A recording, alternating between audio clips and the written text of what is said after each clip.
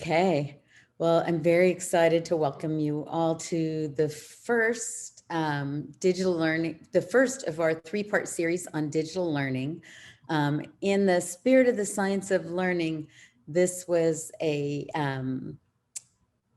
different sort of experience for a seminar. So it's a flipped seminar. So hopefully everyone had a chance to watch the video in advance. If not, our speaker will do a little recap. And I want to introduce you to Bob Weiss so he can give you an update on where our network, the Global Science of Learning for Education Network, has been going recently. Great, thank you, Andrea. And this will be very brief because we really want to get to Tracey and all that she has done. But I do want to, so many of you have been involved in the Global Science of Learning Education Network, or GSOLN, as the acronym is. So let me give you some quick updates. We have an active, very active agenda ahead. First, today starts a series of how the science of learning informs us about digital learning and what are the best technology enhanced practices to use in designing new education systems. COVID-19 has changed learning for the world. Now, how is it affecting the science of learning and what do educators need to know? Second, with this webinar, and this is very important, we are also launching the Digital Learning Working Group that will choose topics that people in the working group want to work on regarding how the science of learning can inform post-COVID decision-making. We already have, as many of you have been participating in this, we already have the Teaching Support Network, which has been active for several months, and now the Digital Learning Working Group will start. So if you want to participate, please leave your name in the chat or simply send one of us an email. I put my email at the very head of the chat before we started. Also, if you have another subject that you think would be a good subject for a working group to work on with others across the world, please let us know and we will circulate the request. I want to thank Dr. Winsome Waite, who has been facilitating these working groups. And also, speaking of the Teaching Support Network, it has just released its report, and I might add the first report coming from GSOLN, called Prioritize Building Relationships with Your Students, What Science Says.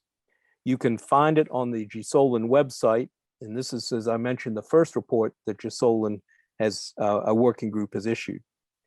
Third, to encourage the free flow of information, we will be conducting regular virtual office hours, kind of like professors or academic office hours where anyone can drop in virtually and share a suggestion or ask a question. These will be held at different times to accommodate all time zones. Fourth, the GSOLN Advisory Group is currently reviewing the draft of a strategic plan and a work plan for next year. And we'll have this posted shortly on the GSOLN website for your review. And that brings me to the GSOLN website, which is undergoing massive rebuild. And so we'll be able to facilitate people actually working together in different groups. And in addition to the massive rebuild of the GSOLN website, we're also building a YouTube channel. As we say, stay tuned, more news coming soon on this. And finally, I'd like to add a personal note. This pandemic has caused worldwide stress, anxiety, and loss, both economically and in education, and of course, personally to almost every citizen of the world. Now that medical science and its vaccines are making it possible to resume in-person education, we must make sure that the science of learning is used to make education what we want it to be, what we've aspired for it to be, not just what it was before COVID. Thank you to the hundreds of you across the world. A lot is happening with GSOLN to advance the science of learning, and there's much more work to be done. And I'm so encouraged by the participation on this webinar. And thank you, Tracey. So Andrea, back to you for today's program. Thank you very much for the update, Bob. I am very excited to have our speaker here today. And it's actually, I'm having a wonderful time just watching everyone pop in on the chat from all over the world. I'm in the hub of the virtual meeting today in San Diego, California. And it's just wonderful to see the participation from everywhere. But I'm not surprised because we have a terrific speaker this morning. I'm very happy to introduce Professor Tracey Tokuhama-Espinosa. Tracey comes to us as a professor from Harvard Extension, and she was also at Universidad San Francisco de Quito in Ecuador. And she is extraordinarily prolific, actually. I won't go through all her important books and publications, but I know that one of my favorites was when she finally published a book, Neuromyths, trying to dispel all the fun brain stories that people tell. And so I'm very excited to hear what she has to say today about digital learning. We are actually launching a preview of her new book on this topic. And so I am excited that our network will be the first to do that. And the forthcoming book should be very impactful, particularly at this time in COVID when everyone needs guidance on this topic. So thank you very much. I would like to introduce Tracey to work with us now. I'm very excited to see her process as well. Thank you so much, Andrea. And I just want to thank all of you who have made this space for this encounter. It's meant to be a big exchange. We hope we'll have a lot to talk about today. I want to initially just thank so much Gisolon for offering this platform to talk a bit about this really important change, this really sea change in all of education and the re-questioning that we're doing on just about every single front. And also the Nature Partner Journal and the Connections platform for the opportunity to share some ideas and maybe spark some debate and conversation. And for some of you with that entrepreneurial spirit to really look forward and think about all of these great changes that are now available to us due to this terrible tragedy. The book starts off with the line, you know, big problems, big opportunities. Well, we've been through probably the biggest problem. And I think that this has created a space for those of us who want to have that newer vision to look forward and to think about what education might be, especially within the context of the learning sciences. So today, what I'd like to do is just remind you that this is the first of a three-part series. There'll be another one in June and another in July. The one in June will be focused on instructional design and basically the digital tools that are out there. And the one in July will look more at pedagogical aspects at a very micro level of what teachers are able to do to leverage this information within their own classroom settings. So just as a reminder, as Andrea said, we have a flipped conference, which may be new to some of you. And the idea was to have watched the video beforehand so that you could send in your questions. And we took several of those questions as the basis for our jumping off points for discussion for today. And then there's a follow-up. Why do we do it in this way? There's a lot of evidence, especially in Linda Darling-Hammond's work, that points to really what influences teachers' professional development. And we know that one-off webinar type sessions like this don't have a huge impact. But if we create these bookends, if we do a flipped sitting where you watch a video beforehand, you are participating now, and then you have these follow-up possibilities for information, then yes, change is possible. So we do want to try to walk the talk here and flip the conferences. And we hope in the future, you guys will all be looking very actively at the videos and submitting questions. For those of you who did submit the questions, that was wonderful. And that really set the agenda for today. So what I want to do is take about a very brief 10 minutes, maybe just to go over what was in the video for those of you who, if you want to do true confessions, did not watch the video. I'm going to just summarize some of those highlight points to get you thinking. And then we're going to look at the agenda that you set. And we're going to use two different methodologies to reply to the questions and comments you came up with. Some are just straight up direct responses from me, looking and pointing you towards additional evidence. And others are going to be generated by us, by the group. So maybe in a breakout session to actually discuss and debate a little bit deeper some of these ideas. And finally, just wanted to remind you throughout, please use the chat. I know that some teachers are still very hesitant. Sometimes you think this is a distraction, this is terrible. It's like passing notes behind the teacher's back. Well, yes and no. If it's on topic, it's wonderful. We know that to be able to learn, the brain needs to pay attention. And if you've got a question on your mind, if you've got that hanging over your head, you're not going to be paying attention. So go ahead and indicate those ideas in the chat. And Cynthia Borja and Daniel Batchelor, who are teaching fellows at the Harvard class, will be picking up on those if possible. And if not, they're going to be calling my attention to them so that we're able to address them later on. So please do actively use the chat. It is part of our communication channel in this structure. As Andrea mentioned, this is I'm basing this information on much of what is in the book that just came out today. Actually, is its launch. The idea is, going beyond this emergency remote online teaching and some of the many tragedies that occurred when we did that, and getting to a place where we let COVID catalyze some very important changes in the educational structure. And so this is looking at what will actually stay, what will remain, even if COVID is cured, and we know that other things will come down the pipeline. But even if this is cured, what are some things we're going to keep just because they're better educational practices, not just because we reacted, but because they will improve education along the way. And all of this is done through this bigger lens of the learning sciences. And as Gisolin structured it, the science of learning. How are all of these different fields contributing to a new and better understanding of human learning? What should happen in formal and informal context? How is it that we can leverage our understanding about the brain and learning? How can you leverage technology and design to create better learning experiences for people of all ages? And so we're going to be looking at it through this transdisciplinary lens throughout. Today is really tipped on the side of global policy, however. So forgive me if there's not as much neuro in the discussion as you'd like, but please bring it up in the chat and we will try to address points as they become relevant. So in this sense, I just wanted to give a quick overview. There was a 30-minute video that was previewing these points. I'm going to try to do it in 5. But what I'd like to just call your attention to is that we have already learned about this process.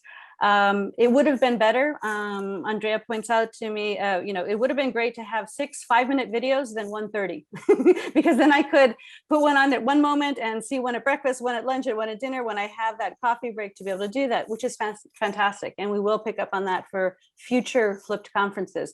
But as you will appreciate, this is a very new format, and we've been flipping conferences only for about a year now in this sense, and we are still learning. So thank you for that feedback. We'll try to incorporate that the next time around. So what did the video show us?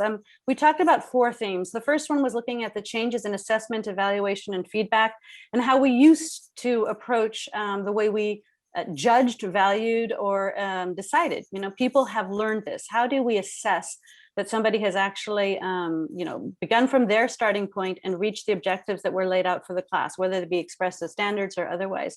We also talked about the question of standardization as a way to sort of have accountability, but that it's kind of ironic that within most school structures, when we talk about the objectives that we have, most of us, rather than talking about knowledge-based things or skill-based things, our objectives, our mission statements are all about attitudes. We want people who are innovative and future looking and lifelong learners, and they dare to err, and all of these wonderful qualities. But then we use things like standardized testing that are multiple choice. And how is it possible that that tool could ever represent critical or creative thinking? And so this disconnect between the tools that we have and the objectives that we state that we have. Additionally, we did bring into the conversation the reason that people are sticking with this testing idea and that we have to get back to testing is because many K-12 programs really felt hostage to this idea that if you couldn't prove something on a shared scale, how could our kids ever get into universities? And that came up, I think it was Aaron who brought up this question to the group to say, how do we do this then if we know we might be risking a kid's future if we are just going to go to alternative forms of evaluation and drop the whole testing? So what can we do about that? And we'll be looking into that. We also talked about some alternative tools that are now out there, digital tools like e-portfolios, which give a long overview of a child's development throughout the lifespan, as opposed to just a one-off 4-hour multiple choice test. And so what would be better in assessment eyes? And then we also talked about, just deciding what are we going to use evaluation for? As it has turned out to be, is this person in the top 5% and does he deserve to go to university? We're now looking at this now, shifting back to the original thought that evaluation is just to measure the distance between our objective and where we are now. and now I know what to teach. If I do a gap analysis based on what that student knows as compared with where I want him to be, then I know what to do as far as teaching is concerned, right? So can we return to that idea, or is that sort of a distant goal? We saw that that was happening much more during the pandemic, however. The second topic was about curriculum and the big idea of just, what is worth teaching? When teachers were faced with this very time-pressured look at their new educational structures, they had to decide, what do we prioritize? What is really the most important thing that we can do as a school? What is a teacher's role now in terms of being more like a caregiver to those kids? How can we leverage technology then to give us more time to be personalized with those students who might have much more fundamental needs, especially at the level of mental health? And so we saw that priorities ended up surfacing around the world, looking at the idea of stability and mental health, then prioritizing thinking. And after you've got thinking, then maybe instead of just going back to our old curriculum, it's to think about other ways of reaching educational objectives that are not just subject by subject standardized skill sets. And then also re-questioning then. Universities went into an incredible existential crisis when they found out that they were not able to give these tests and start on time and then have the campus experience. So it wasn't the real, learning was a big deal in universities, but it was also being on campus or being with others, and how did that change how you could assess in order to bring in the right kinds of people. And so many universities, several of them, had students postponed admission. We know that that was huge around the world last semester. What did that do to help push universities to rethink their true role in society? Finally, the third of the 4 points was looking at a difference of time and space in education, that we used to think of education in terms of space. This is our classroom in school, and then you went home to do your homework. So we used to think of education as being space-bound, whereas now there's a huge shift to think about education in terms of time. How do we manage our time? What things should be done with students asynchronously, that they practice and rehearse on their own individual skill sets, so that they can come to the group, and synchronously, when we're in real time together, we can actually dive deeper into those ideas and work together and actually collaborate on different things and use the information. So there's a big shift between time and space. This also affected other things like the school calendar. We're seeing many schools announce there will be no summer vacation this year. So we're seeing this move towards a 12-month calendar for education, which has been in the running, but it's now really taken on force. And other things related to the greater importance of giving time in different parts of our educational process. For example, Andreas Schleicher mentioned last month in an OAC presentation that it was hugely impacting to have an additional hour of evaluation as opposed to an additional hour of instruction. The time that you can have to give people feedback and guide them on how to do better was much more important than just throwing knowledge at them. So how is it that we would reshuffle our use of time? Okay. And finally, the big question came up. This was also a planning tool. How do you decide what is synchronous and asynchronous? And the fourth point in the video had to do with the changing student profile. Understanding how the restructuring of education to actually be online in many contexts afforded the opportunity to many people who'd been traditionally excluded. Prisoners, pregnant teens, people with long-term illnesses, kids who had to work, how they were actually able now to go to school, which was very interesting because the things went online and they were able to do more things in an asynchronous structure, which was really fascinating.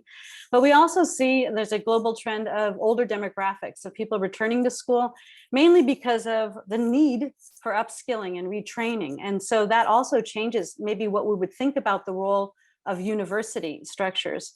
And in doing that, it also made us rethink this question of perhaps a global schoolhouse. Traditionally, all of us have gone to school in our neighborhood and studied with people who are just like us. Wouldn't it be fantastic to have a classroom like we have, Kathy, with 19 different nationalities and people weighing in on different issues and having so many multiple perspectives on ideas that it's very enriching. And so many universities are actually picking up on this idea because they need to make up for lost income as well. But opening up their doors to a more international student body, and how will that change the learner profile in the future? So those were the summary ideas from the video. And if there's anything that jumps out at you right now that you want to include in the chat, please do that. But what we would like to do now is turn to these summary challenges that were brought up. There's a lot of inequities out there. And we see people right now on this particular call from around the globe, which is fascinating. But we know that even in your own city, I'm sitting in New York right now, there's huge inequities in neighborhoods. Different people have internet, some people don't, some people have devices, some people don't. How do we make that a reality for everybody to have access at that other level? And there are some creative solutions going on that have to do, we can talk in more detail about how people are getting access to this wider band of knowledge that's available on the internet, even when they themselves don't have internet. So how are you able to do that? And this changes the teacher profile, again, to think about our job at a greater level, a global level, which will rely on new forms of policy structures, as well as it completely changes the research agenda. And I think that people like Roberto, who have been investigating and looking into this point, and Nancy, you see that the questions have actually changed now. With that, I just want to pause for just 1 minute and to ask Nancy, if you would. We do have a call coming up at the end of the month from Nature Partner Journal that Nancy and I are working on. Nancy, would you like to make a quick mention about that related to research? You're muted. Can you open your microphone? You okay, got it. Yes. Okay, so what we would like to, so it's actually something that I've been working together with Tracey, and in fact, the very sexy title for the special issue is her idea, as you would expect, okay?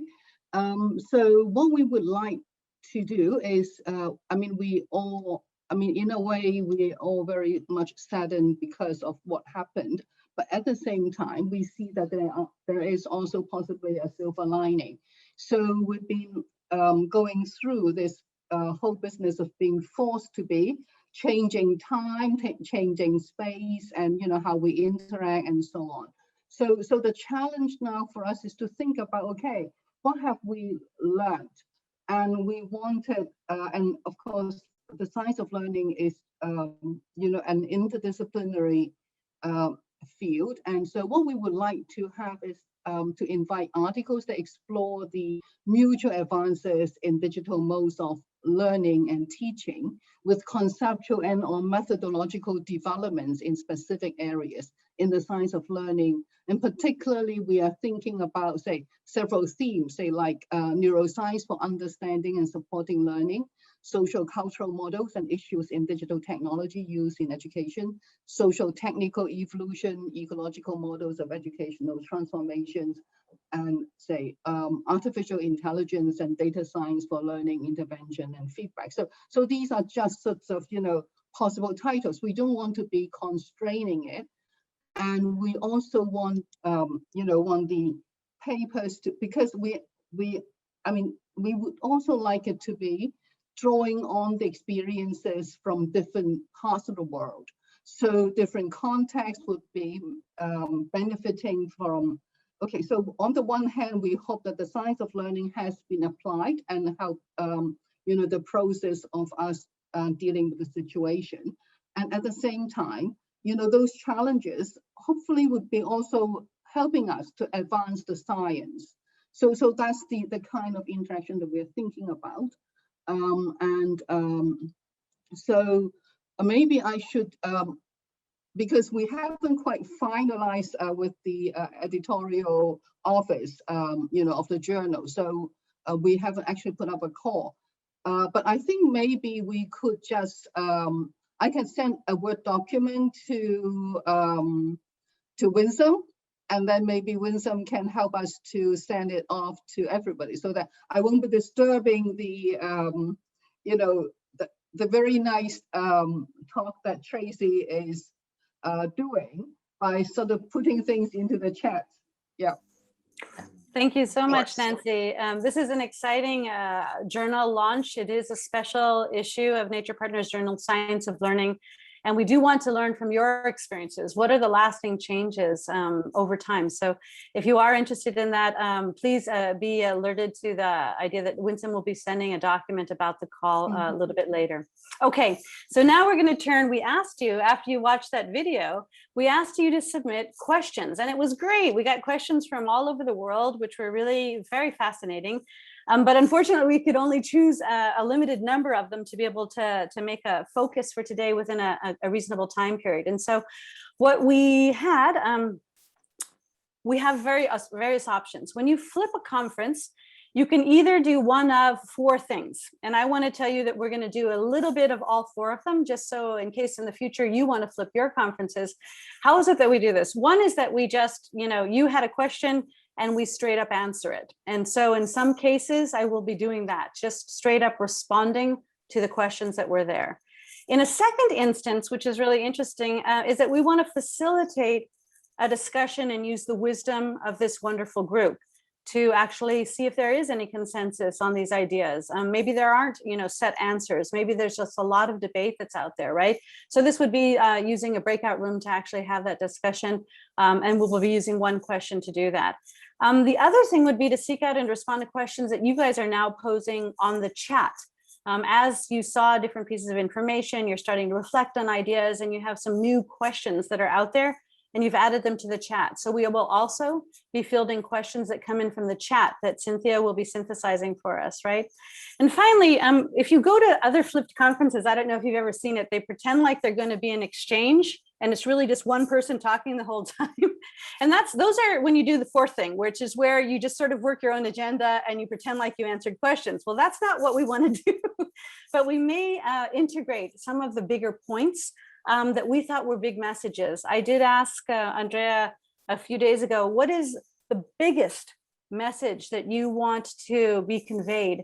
And I think I could just say this straight up directly. She just said, the learner is changing. Due to this environment that we're in right now, I'm seeing differences in our learners. I want that to be on the table. I want people to recognize this is such a subtle change of how our students are now interacting with us, but it's changing. This year has changed our students. And she wanted that to be on the agenda. So we are going to work in some of our personal agendas onto this, but what we really wanted to do is respond to your questions. And so to do that, I grouped the questions that you sent, and I pulled up, as we promised, 6 major ideas. One was a question about the use of learning analytics. How is technology telling us things about learners that may or may not facilitate overall learning processes? The second thing had to do with the role of teachers and this changed role as being more caregivers.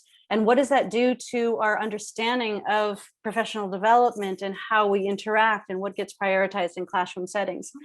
This was directly related to the idea of mental health, but not only the mental health of students, but the mental health of teachers.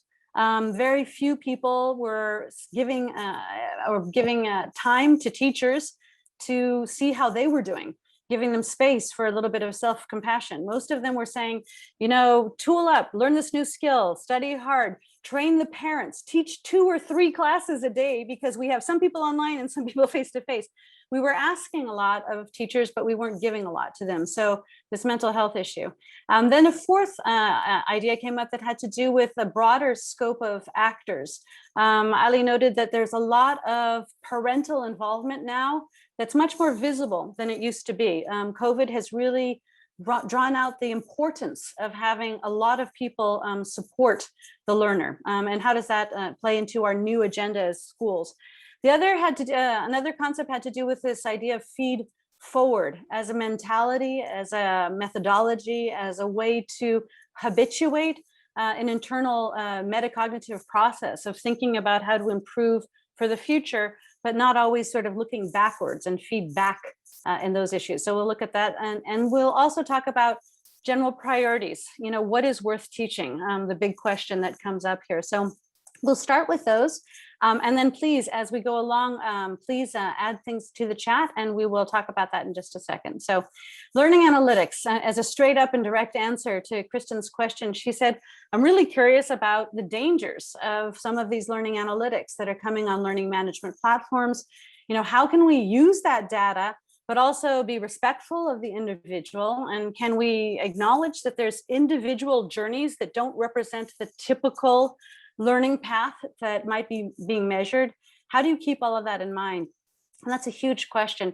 And part of the answer comes in looking at the types of data. You can have data on your learning management system that just says how many hours a student spent on your learning management system. Okay, so in my class at Harvard, the students spent an average of 288 hours in the class. But some of those people, oops, we got somebody sharing their screen here that shouldn't be sharing their screen.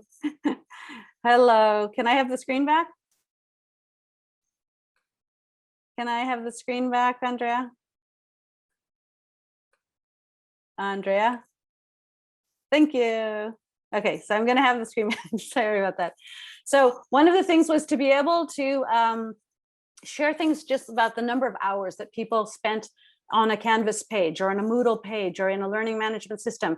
That's interesting, but it could mean almost nothing, right? Because those of you who've ever taken a class know that, you know, Nuvia, you can log in and then walk away. And we don't even know if you're doing anything, you know, even though it says you spent so many hours on the page, well, maybe you've done nothing, right? So that's an interesting analytic, but it really is not reflective of learning, right? So it's an interesting indicator, but it doesn't tell us everything. Or you can look at how many times students attempted to do a quiz. Now that's interesting. Well, the average person took 4 attempts and they got an average score of 94. And that's really interesting. That's a little bit better data, but that's not dangerous data, really. The dangerous data is when you begin to redline students by saying that this is the way students should learn, and you're not doing it that way. And so you're getting a whole lot of new research that's coming up these days that talks about the overpromise of certain learning analytics. Some companies are saying we can flag all of the, you know, weak students, right? But they do things like flag students who may very well have a different learning path. They are doing things slightly differently, right? So this can be very dangerous, right? We also have things about technology is only as good as the person who can interpret it, right? And so people are measuring a lot of things that are not of very big importance, and they're not measuring things that are of great importance because they're harder. It's harder to collect data on student perceptions. It's harder to collect data on how the student feels their relationship is with their peers, or how the community of learners is doing. It's much harder to collect data that may be far more important. So the research that's going on in that area is showing us that you cannot, you know, while there's a lot of new stuff going on, much of it is pointing to the weak foundation that we do not yet have great tools. And so some of this, there's a great article here that you might find interesting, Reimagining Learning Analytics. Basically, should we just start all over?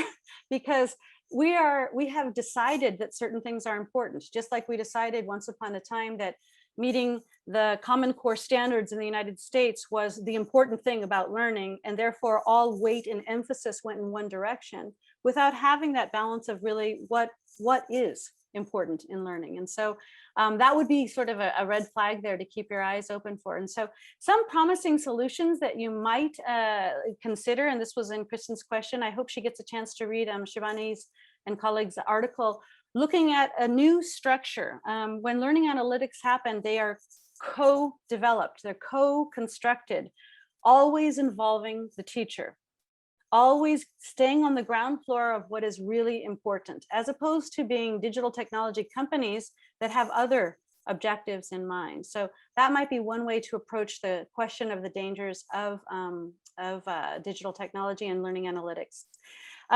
This led to another question that I love this, the idea that you had this idea of, well, you know, some teachers say things that, you know, because of the pandemic, if we go to technology, nobody will ever need teachers again. Because they'll learn how to use technology and we will become irrelevant. Now that's a really interesting and sad take on things, because the bottom line answer is that anybody who can be replaced by a computer should be replaced by a computer. This gets us back to a general understanding that everything that you learn is either based on, you know, knowledge, skills, or attitudes. Knowledge, dates, facts, formulas, Googleable stuff, right? That is stuff you can get from technology.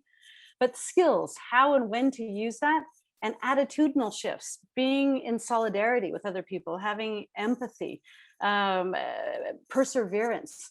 Those are things that you get from a real live teacher. So the fear is kind of unfounded if you've got great teachers, but it was actually brought to light. I don't know if you've had the chance to look at Sugata Mitra's work with a hole in the wall. What was so fascinating is that he said, I'm going to put a hole in the wall in a poor community and I'm going to see what happens.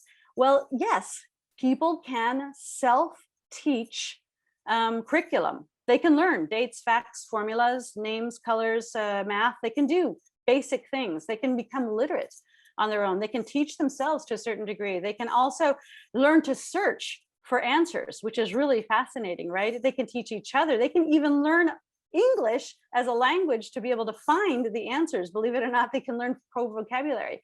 And they can get the fundamentals of even the entire UK curriculum for primary better and faster sometimes than you can do with a teacher. What you cannot get, however, is the ability to integrate those skills and attitudes.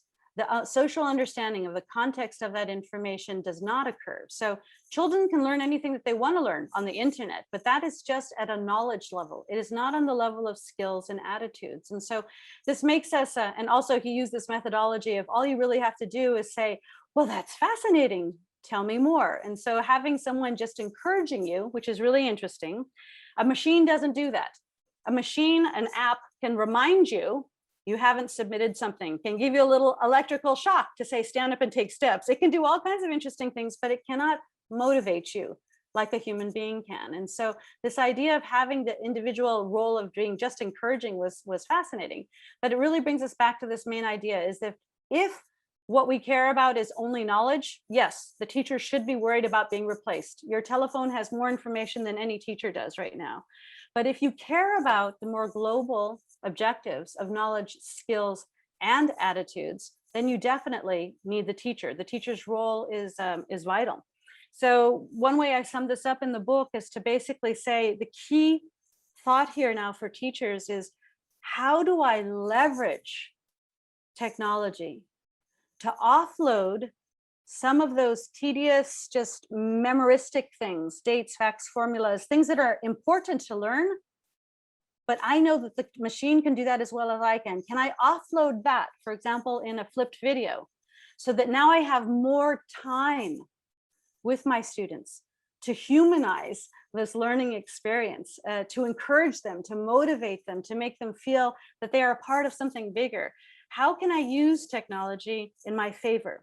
Not how does technology replace me? So I hope, Yadira, that's a clear answer in that sense. A third question came up was about prioritizing relationships and mental health. And several of you, Yadira, Bunshali, I mentioned that I had pulled this from your question. I thought this was wonderful because you were looking at this at a kind of a higher level. So Yadira was asking the bigger question, who is responsible for mental health? We thought we sent kids to school to learn knowledge-based things, you know, content. But is it really the role of teachers to do this? So Bonshali, are you still there? I thought I saw you on the first page. Are you there? Could you tell us what you meant by this in the context of universities?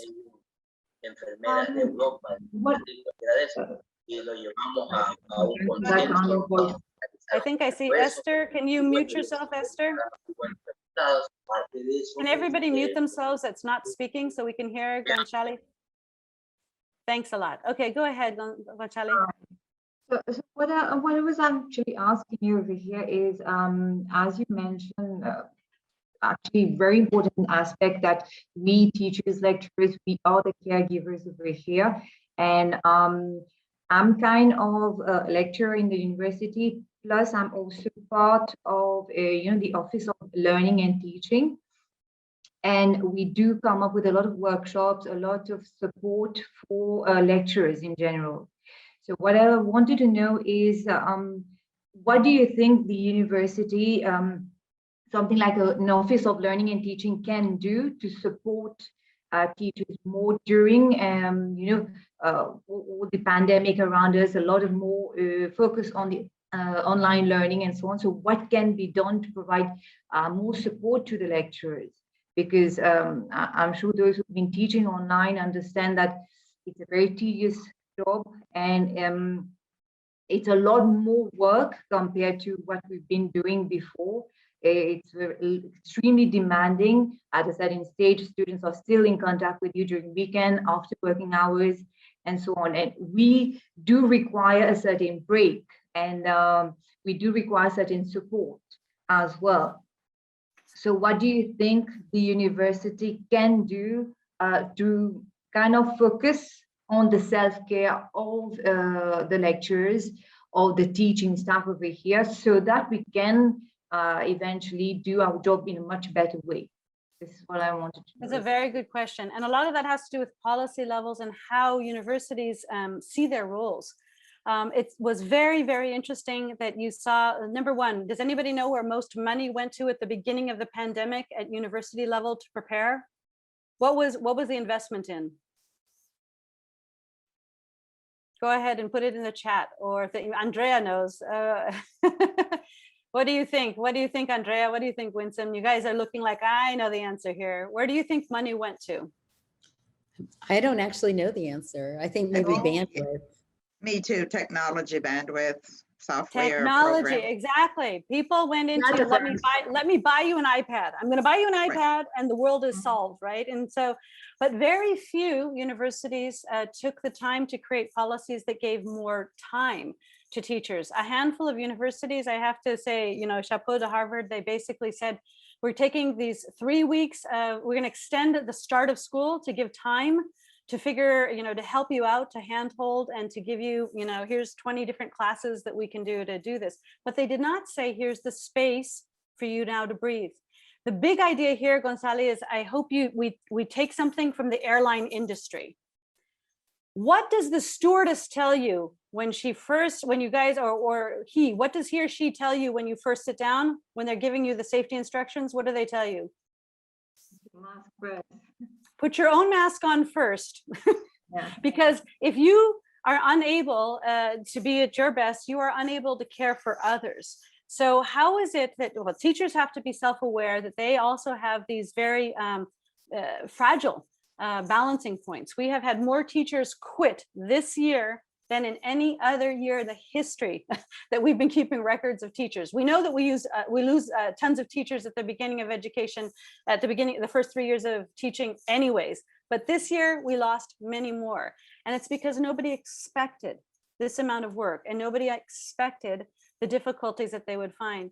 One of the things that I can tell you and hint at, because I don't have research on this right now, but I would say, and Cynthia, if you do find anything online to any research article to support this, what we found in our work with people at the Kamehameha schools, for example, Aaron and Joanne can testify to this. One of the major things that we found when we were working with the K-12 schools is the ability simply to come together and to commiserate at the start of this process was huge. Being able to feel like I'm not in this alone. Oh, there are other ones of you doing this. I think it was even Aaron who suggested that there be a Zoom party or a Zoom, whatever, lunch hour. I know you really said cocktail, but I'm trying to keep it clean here.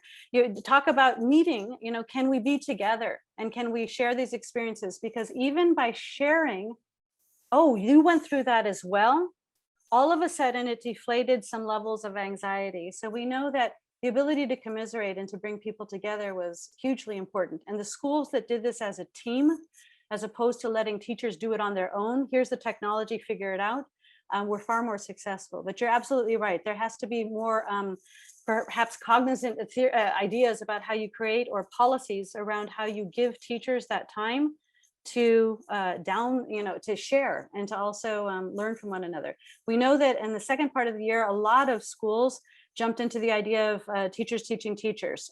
So they really wanted to share. What have you learned? And Harvard also did that as well. In January, they pulled that out and said, okay, so far, what has worked and what has not worked? Let's share.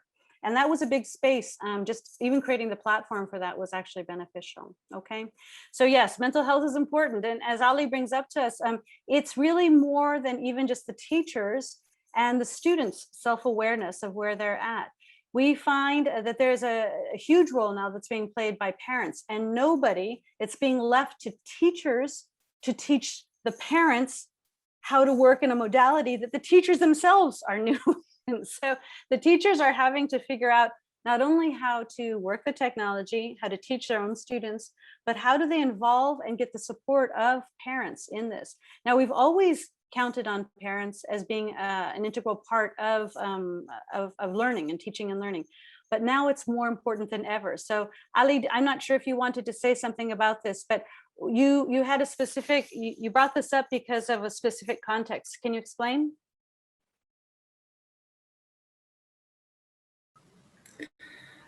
Thank you, Tracy, for your good presentation and the elements you have mentioned in your discussion. I unfortunately lost a part of your presentation because of disconnecting. I don't know if you mentioned to parenting as a new challenge. Yes. After pandemic. Yeah. As you know, parents are facing with several challenges. They see themselves with new responsibilities and new roles. And as one of colleagues told here, there is some expectation that teachers don't work either, and their responsibilities done by parents. So parents are collaborating in education of children. That means we are experiencing a new way of homeschooling. This way of homeschooling is different with those we have in the past. In this form of schooling by parents, parenting is so fascinating, but it is also, it makes parents with challenges. They are sometimes tired and are not able to educate their children. Something like parenting burnout, as we also have teaching burnout, we may experiencing parenting burnout and home schooling in new generation, in its new generation. By this way, there is a new line of investigation for researchers and practitioners and policy makers to find ways to educate and teach parents how to teach their children. And in the other hand, sometimes parents' worldview about happiness and about the aim of education is not that policies, communities, and governments prefer to impose to families. In these situations, in some countries, it is more obvious that there is no consistency between what parents want for their children and what society or the government wants for their children. In this situation, I want to know how it is possible to redefine parenting styles and just not parenting, but parenting and educator, parents as educator, parents as teachers, and sometimes parents as curriculum specialists.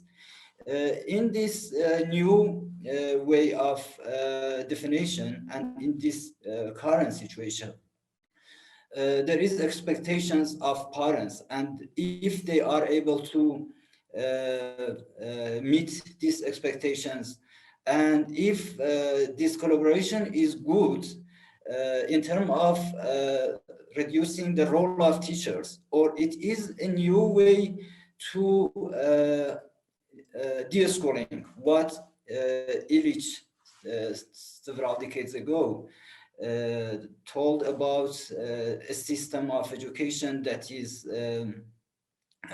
designed by government and it is not good, and he proposed de-schooling. But we may facing with something like post-schooling, not de-schooling. Exactly, and you bring up this very huge schism. We're having to decide now. We began to have societies where you had very specialized institutional roles, and a school was expected to be responsible for the education of the child. And then we realized the education of the child, we've expanded our definition to be much broader, which then naturally brings in the role of the parents. And so I would have to say that many different schools have approached this in very distinct ways. One of the ways that I found very powerful that Ana Maria Fernandez did in Florida and in Spain was looking at the way you work with parents. And now she began from a natural starting point of early childhood education. What do you do when you go online? And basically her focus was to bring in the parents as allies. This is something we do together. And if you are doing this together, then it does change what you define are the roles, and you allow people to co-construct what are the ultimate goals of education. And that is a very different structure. So you're absolutely right, Ali. This is putting into question what is the role of parents? Who are the actors that influence a person's learning, an individual's learning throughout the lifespan? Even who are the different institutions, or which are the different institutions that play these major roles? So very good point on that level. Another question came up related to feedback. Barbara and Yadira had asked, and I just would like you. I'm going to read this out loud because it was a very smart way of framing the question. She said, is feed forward reframing feedback with an emphasis on the future by using example mindset language? Or is it lessening feedback with a preference for questioning? And Yadira asked for a specific example, and the cleanest example of a concept of feed forward as both a process, as a philosophy, as a pedagogy, but as a way to keep people motivated, especially during times of COVID, but all around, was simply to ask one single question. Once that person has the feedback, the big question becomes a habituated mindset. What will you do differently the next time? What will I do different the next time? And this is basically the development of metacognitive skills. We know the interplay of feedback received by a learner is what becomes your internal dialogue, a metacognitive dialogue. How do you become better as a learner? That simple question, okay, it happened. What am I going to do better the next time? And that feed forward mentality took a lot of pressure off of the checklist of, you need to add more examples, you need to do whatever. And, not a checklist mentality, but much more of understanding a process of how to learn long-term and for the future. And so the feed forward process, I think it's one of the most wonderful terms that Joanne Wong and the Kamehameha School helped us coin over the summer struggle with COVID. This next question, and this is going to get back on you now. I'm going to be asking you guys to react to this, and we're going to go into a small group. You're going to be talking with 2 or 3 other people about this issue. So pay really close attention. What gets prioritized in education? And so Elizabeth brought up this really, huge question of, well, we have this beautiful, lofty mission statement of the kind of kid we want to produce, but we're also college prep, and we got to get them ready to go on to university. So they have to pass these tests. And we know that e-portfolios are better, but Ryan says, even if you guys do e-portfolios, what if schools don't take them? What if universities don't accept them? And then the bigger question, wouldn't we be better off, Aaron asked, just waiting until the universities give their big blessing to this before we make the shift? Because what happens? Could we actually be putting kids in danger by changing the way we decide to evaluate when universities and other groups are not going to change that, right? It's kind of the chicken and the egg thing. Who starts first? So one of the bigger catalysts for this, as you saw in the video, was the fact that you couldn't give the SATs in the United States. So all these people who'd signed up couldn't take them. And so they were actually phased out of the UC system, or basically said they're optional. And so that was a huge, huge shift, a sea change that allowed people to rethink, okay, what are we going to use then if we don't have a standardized test? What could we possibly use? Just yesterday, I got an email. Here's another interesting example, and I think Glenn could really relate to this.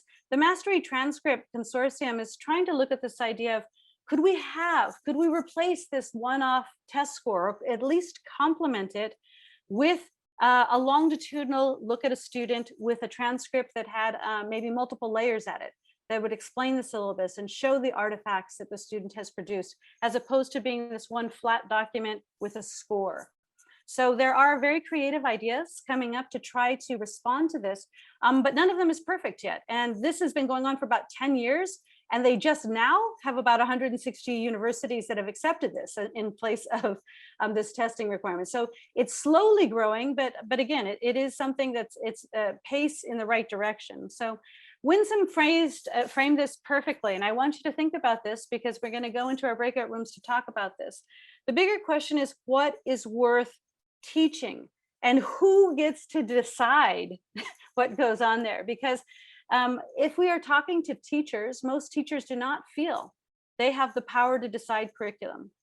Most teachers think, I got to execute what's given to me. I'm given the state standards. I'm given something else. I'm given the syllabus for my class. I just have to execute. I don't get to choose what we do. And that's a huge burden then on who? So the bigger questions here that we're going to pose to you, we're going to go into a breakout room, and I want you to choose one of four questions here. The bigger one, if you have nothing else to do, Alejandra, just, what's worth teaching? Just what's worth teaching? What is worth our time in school? If we have a limited amount of time with our students, if we have a limited amount of exchanges, if we have big goals for our societies, what should we be teaching? Should we be teaching prioritizing mental health, critical thinking? Should it be more about how to resolve problems, or should we stick with getting back to our old curriculum where we did subject area specializations? Attached to that is who decides. Who gets to decide that? And then if you'd rather go into another direction, just answer this rather interesting question. Rob, I'll count on you. Why is the school curriculum structured around subjects? Why do we teach math, language, science, art in those silos? And so that's another big question. Or if you are university oriented, you might want to consider, why is it that universities have always awarded degrees in fields? And maybe even if you have the chance to play with this idea, this boom since COVID in micro-credentials, how universities have decided, they realize they're not going to get the student to come for 4 years. What are we going to do? Let me offer a 6-course micro specialization certificate, because we're not going to keep them for 4 years. The world is changing too fast. So why is it the universities continue to offer acceptance into degree programs, into specialized fields, when maybe that's not where things are going? So you get to choose one of these four. You choose whatever you want. You will be put into a room with people who also chose whatever they want.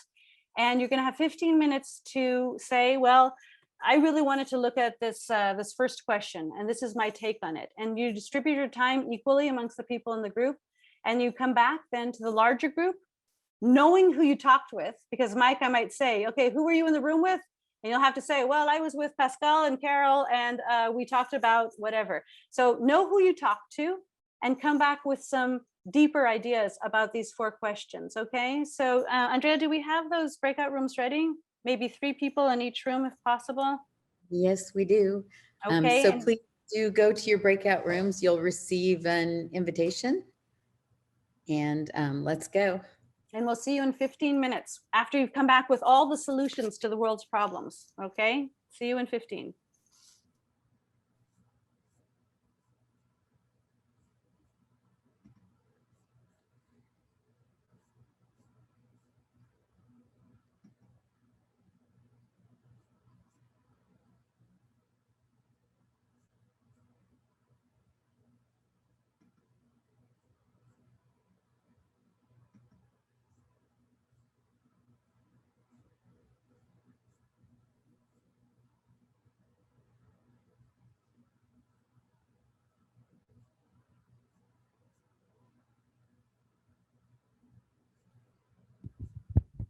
Andrea, I don't know if you want to maybe pause the recording. That's what we often do during these pauses.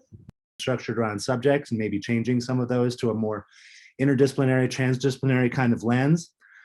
Why do university award degrees in fields? I think Esmeralda brought up some very good points about learning something about the specific area of the industry, the sector of the economy that you want to enter, and having those micro credentials and the value proposition there versus a liberal arts type degree where you have to kind of explain your way into the job instead of just saying I have this micro credential.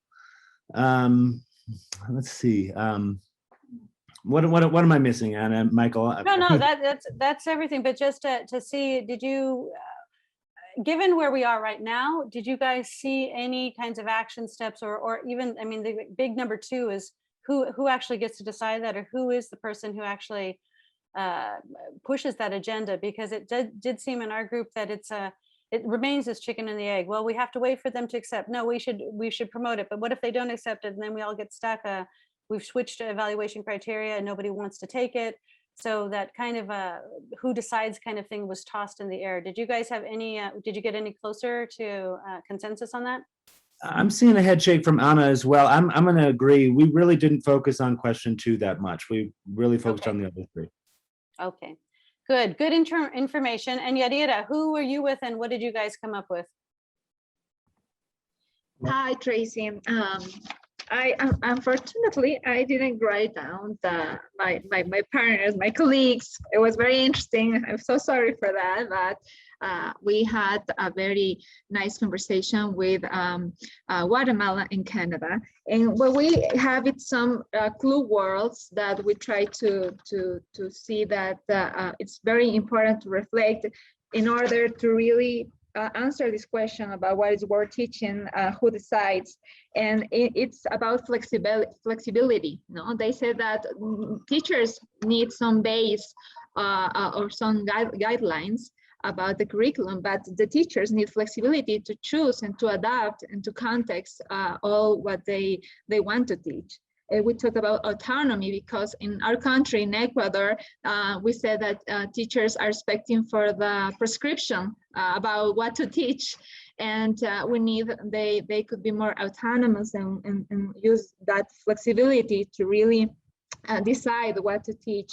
We talk about how important it is to work collaborative in order to really know what to teach too.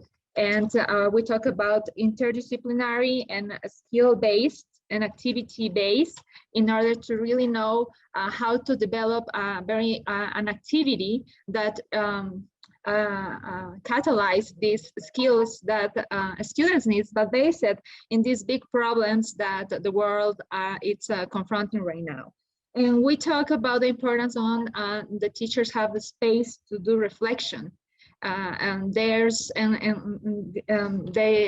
colleagues were saying that it's very important to have spaces for reflection, for teaching reflection, but unfortunately the time of teacher is not enough to have these important spaces.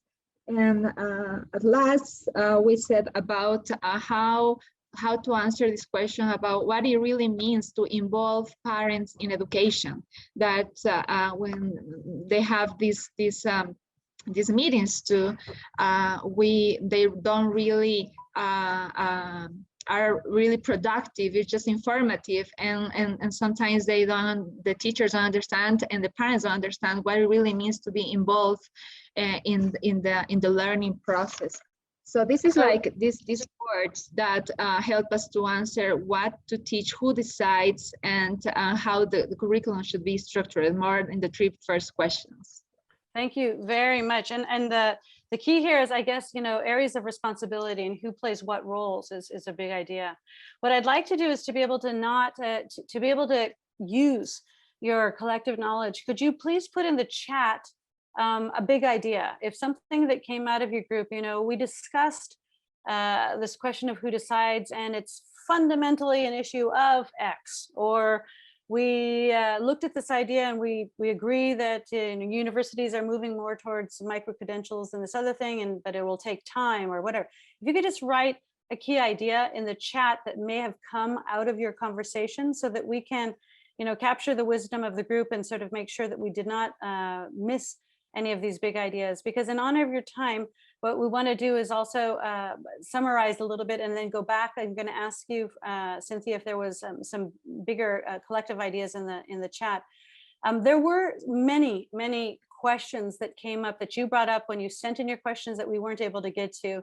But they are in the slide deck and you'll be able to look at them. There were things about young children online. What does that actually do? What are the studies here? What do we know about having younger individuals online?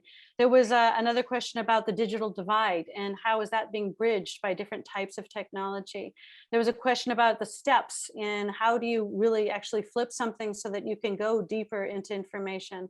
Other people asked, Claire wanted to know about this globalized classroom, especially from a university perspective. How is that something that's now becoming real? Tina had a question related to moving from standards and then this bigger idea of mastery learning. Can you identify, what does it mean to master fourth grade? Instead of saying we have a standardized test, what are the knowledge, skills, and attitudes that you would expect by somebody who has successfully completed fourth grade? And could you then shift the way you organize learning around mastery goals? There were other questions about asynchronous learning. Ryan wanted to jump on this point about, does this mean you have to have an independent learner? Do you only people or individuals with a strong sense of agency are able to learn without being face-to-face? Is that true? And what are the ways that teachers can leverage time, asynchronous activities versus synchronous activities? And other people also asked about this was Andrea's bigger question, how has this changed the profile of our learner? What do they now expect of an educational experience? So those all came up, and we won't have time to do this because of the shortness of our hour. But I just wanted to ask Cynthia, is there anything that is a burning question that's coming up on the chat that we really should address before we break off? So one that came up a few times or similar things is how to do this actual change of mindset. What you just said, you mentioned how we need to go from teaching just knowledge to moving on to teaching not just skills, but actual attitudes. So there were a few questions about, okay, but how do we do this? How do we change the focus around what we're supposed to be teaching schools? And there's a few questions that relate to that about how leadership can really support this change and how teacher knowledge needs to change a bit in order to actually teach in these different ways. That's excellent. And I think that's a perfect question for Meg. Meg in our group had a really great summary vision of this, because she has been trying to tackle this in the school district in Maryland, trying to see how you can manage, 8,000 teachers and hundreds of thousands or thousands or 45,000, I think you said, students. And how is it that you can actually make the shift at a public school level? Meg, would you like to offer your insights to this? I know there's no solutions here, but what are some big takeaways you have? Sure. I think there are a couple things. I think scale is always an issue in large public systems. But one of the things that we talked about in our breakout room, there's just really sort of continues to resonate with me, is that as you're thinking about this, the whole idea of teaching students how to learn and teaching them how to think critically, and that a lot of the other pieces that are compliance driven in public education may take care of themselves through doing that. And just thinking about using those as some of the overarching priorities about what gets taught. And then we're just really focused on how do we make sure that we have a lot of teacher voice in that decision-making about what gets taught and how it's chosen, while still remaining a school system rather than just a system of individual schools. So we want to be a cohesive unit, but we also want to give people autonomy, and that's always a very delicate balance. That's excellent. And you've also summarized what a lot of the literature is pointing to about this co-construction stage, what comes next, and bringing teachers in from the ground floor to be able to have their voice in policy, especially as it's implicated in all these changes due to COVID. So I'm going to do something that, and I hope you will all stick with us, for 1 minute, I'm just going to be in silence. I'm just going to give you 60 seconds to just look down at what you wrote, think about this for a second, because many of you will rush off to your daily life right after this, and this will be a blur. and it will mean almost nothing as far as changing your practice. But if you give yourself a minute right now to think, did something come up today? Did these people share something that was new to me? Is there anything that's really, I'm going to follow up on this. This is a really interesting idea. And maybe is there something you may change in your practice? Can you please just write that down for yourself? I'm going to be quiet for 1 minute, and then I'm going to ask Andrea, Bob, and Winston if they would like to have any summary statements. So I'll give you 1 minute in silence.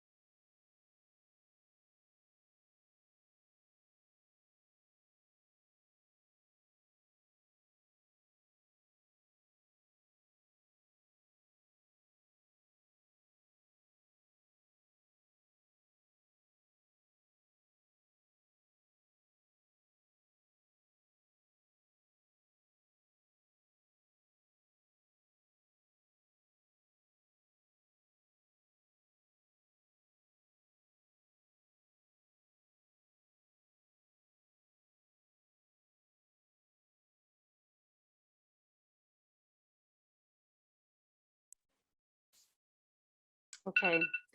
Thank you for indulging me in this. I hope this becomes a habituated practice of yours, because it doesn't make a lot of sense to attend a webinar, give your space, in your crowded lives, if you don't learn things, or if you're not curious, or if you might not change. So we hope that this has stimulated that.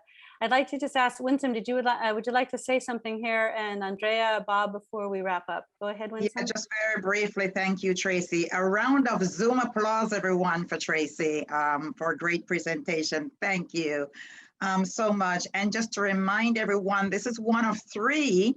So you'll be getting information about the one in June and July. Certainly enjoyed today. We need you to stay connected and to support us in this work. So we will go through the chat. Do leave all the information, your email in the chat, and we'll be in touch. I'll turn it over to Bob. Then Andrea. I wanted to thank Tracey so much. I thought that was a very compelling set of conversations, and we all have a lot of thinking to do. In summary, really, the big wrap up is part of the reason we invited you in the first place. Is COVID has given us pause to reconsider what education should be. What is it we should really be teaching? What are the priorities? Who should be the stakeholders? And how should we reconvene the conversation of what it means to learn and what digital supports are? And I think you touched on all of those. And I'm looking forward to further conversations on this because I think it's a very important topic, and it's wonderful to have everybody's expertise here and all the great participants from all over the world. It is a global issue. Education is one of the most important things for the globe, for the survival of the globe, for happiness of the people. And so I'm glad everyone's here to discuss how we can do a better job. Thank you, Tracey. Thank you. And I'd just like to add to that. Thank you, Tracey, and everyone who's participated. COVID is a once in a lifetime experience for all of us. And by the same token, we will never have this opportunity again to redefine education. And so the participation today, and hopefully in the forums to come, and as the person who has to keep track of the records and things like that, please, please, please leave your email. And the next time, Tracey, you're absolutely right. We will do an advanced registration, but please leave your email so that we can keep you posted on what's coming and also get your involvement in the working groups. Thank you, Tracey. Thank you. And I just want to thank everyone again for collectively bringing their wisdom to this conversation.